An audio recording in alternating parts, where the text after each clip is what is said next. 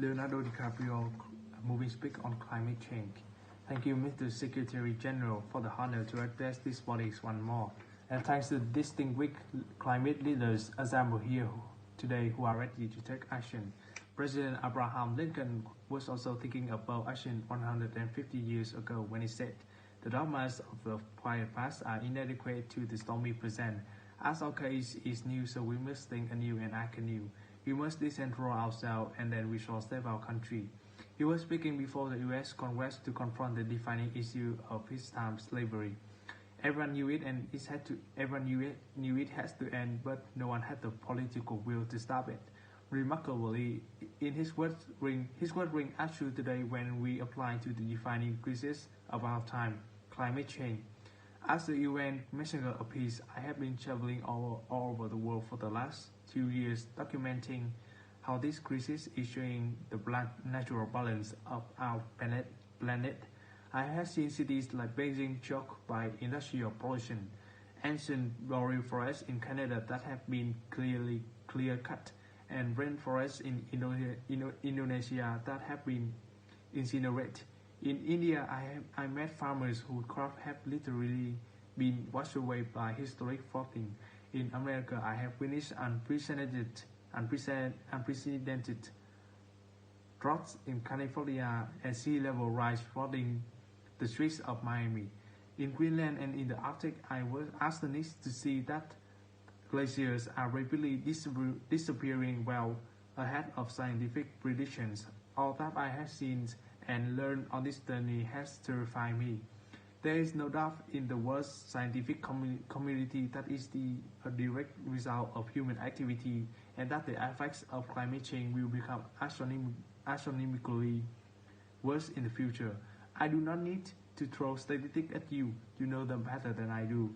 And more importantly, you know what will happen if the skirt is left unchecked.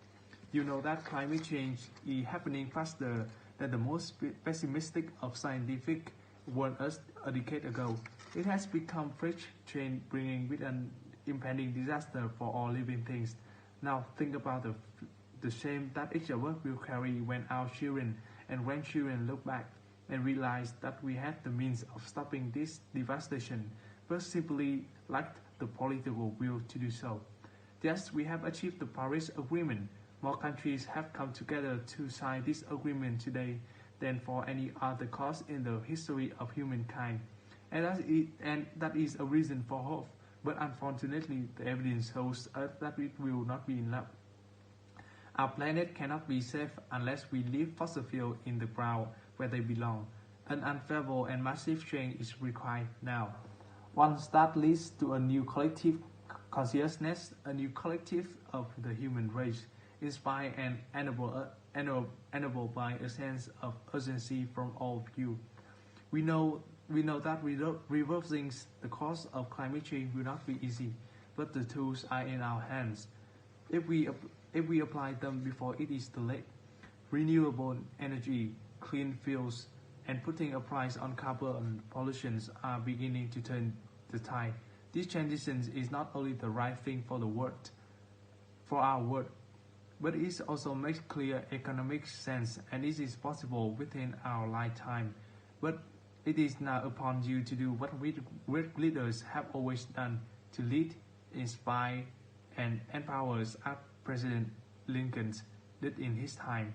We can congratulate each to other today, but it will mean nothing if you return to your countries and fail to push beyond the promise of this historic agreement.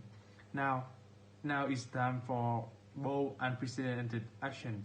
My friends, look at the delegates around you. It is time to ask each other, which side of history will you be on? As a citizen of our planet who has witnessed so much on this journey, I thank you for all you have done to lay the foundation of a solution to this crisis. But after 21 years of debates and conference, it is time to declare no more talk, no more excuse, no more 10-year studies, no more allowing the fossil fuel companies to manipulate and dictate the science policy that affect our future. This is the only body that we can do, and what's in it? You, sitting in this very hall. The world is now watching. You will either be lost by future generations or vilified by them. Lincoln's words will still resonate to all of us today.